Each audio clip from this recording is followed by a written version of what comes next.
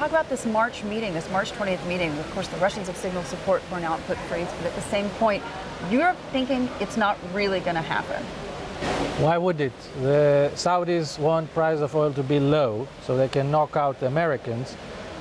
The Russians want it to be high. I don't see that there is a middle ground between those who want high and those who want low. So I think it'll be talk for the sake of talk, but nothing concrete will come out of it. In terms of this sort of Saudi versus Iran narrative, aren't there more effective ways to put pressure on Iran than killing your own economy?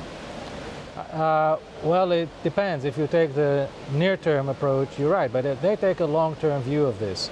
And they have two major enemies. One is Iran, and the other one is Texas. Because the economic threat to the Saudis is the fracking movement that has started to emerge in the United States. They want to nip it in the bud.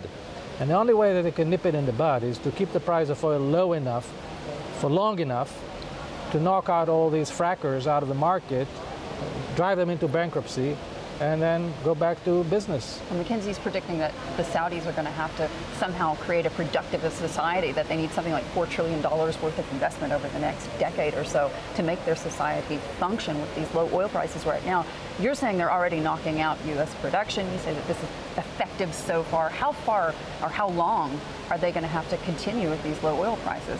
A while longer, because we've seen the beginning of the bankruptcies happening end of last year.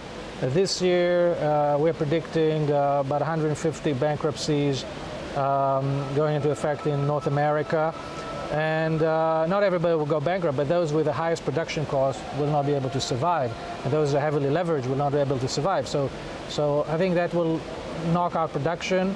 And at some point, the Saudis will feel that the market has balanced itself, and I think we'll reach a new status quo. But right now, they have enough money in their pockets to keep it going for, unlike all the other OPEC members who have no money at all and they're all dying.